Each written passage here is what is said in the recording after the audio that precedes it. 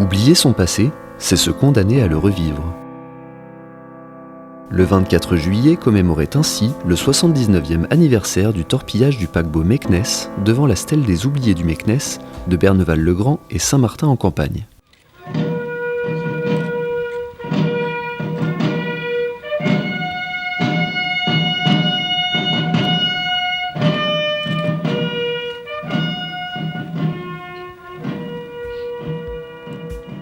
Neuf ans déjà se sont écoulés où nous inaugurions pour la première fois ce monument à la mémoire des 420 marins disparus lors du torpillage du Meknès.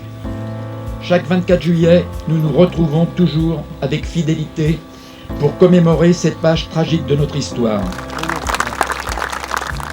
Des fleurs ont ainsi été déposées à la mémoire des 420 marins français qui périrent lors du torpillage allemand le 24 juillet 1940 au large de Portland, alors que le paquebot avait affiché sa neutralité et procédait au rapatriement des troupes après la signature de la convention d'armistice le 22 juin. Les noms des disparus ont ensuite été lus par quelques descendants des victimes. Albert, neveu Julien Paul, mon père, Noël Émile, Nouet, Marcel Marie, Odole Raymond, Olivier Henry. J'ai apprécié pendant ces 10 années de travailler avec vous, d'avoir pu voir à quel point vous avez travaillé pour que, pour que cette mémoire de ces soldats soit commémorée et aussi pour que les familles aient un lieu de recueillement qu'ils n'avaient pas jusqu'alors. Merci encore.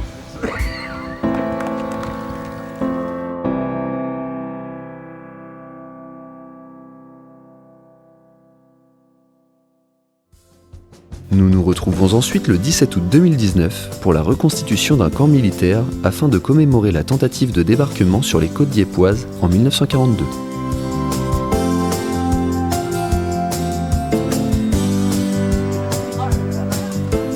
Ça, c'est l'armée française qui a fait ça. Organisé par l'association Overlord 76 au sein de la commune déléguée de Berneval-le-Grand, le camp regroupait des tentes et des véhicules d'époque ainsi qu'un canon anti-aérien.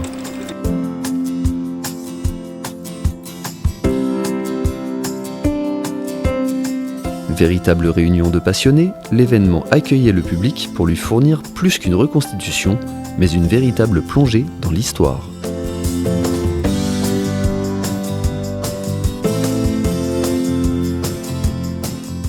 Alors nous, ça fait maintenant 3 ans qu'on est dans la reconstitution, même 4, c'est la 4e année maintenant. Ma copine m'a rejoint il y a 3 ans et on fait plusieurs camps dans l'année, en moyenne entre 4 et 5, où on a l'occasion de présenter notre matériel, les histoires qu'on a pu lire des vétérans, transmettre aussi le devoir de mémoire sur tout ce qu'on a pu apprendre, aussi bien des anciens que des personnes qui ont connu la guerre ou qui ont participé. Ces uniformes-là, donc on a l'uniforme de madame qui est un uniforme de Waves. Voilà. Oui, donc je suis en tenue Waves, donc la tenue marine. Donc voilà, tenue d'époque qui date de 1943, c'est une originale donc. Donc c'est une tenue qui a été faite par les auxiliaires féminines. Elle servait notamment pour tout ce qui était administratif, puisque les femmes avaient un gros rôle dans la Seconde Guerre mondiale à ce niveau-là. Elles remplaçaient énormément d'hommes qui étaient partis aussi au front, mais pas que. Elles avaient aussi un rôle prédominant dans l'armée. Et moi j'ai récupéré une tenue en fait qui vient d'un pactage qui m'a été transmis d'une famille qui s'appelle la famille Bleck. Donc j'ai la tenue intégrale d'un monsieur qui s'appelle Francis Bleck, qui était pilote d'avion d'abord sur le théâtre européen et qui ensuite a participé sur le théâtre du Pacifique vers la fin de la guerre, d'où l'occupation en fait de la 20e Air Force à la fin de la guerre.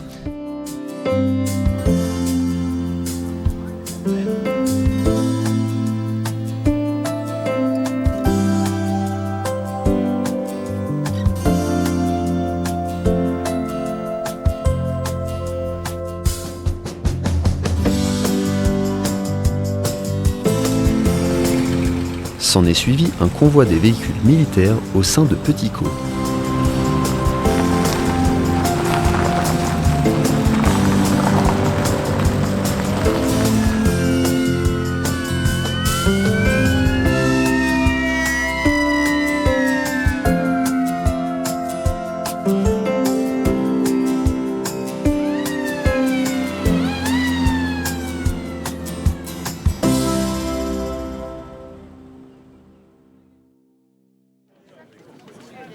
Les commémorations pour le débarquement de 1942 se sont terminées par plusieurs dépôts de gerbes sur les stèles de Berneval-le-Grand et Saint-Martin-en-Campagne, en présence de 2 vétérans anglais.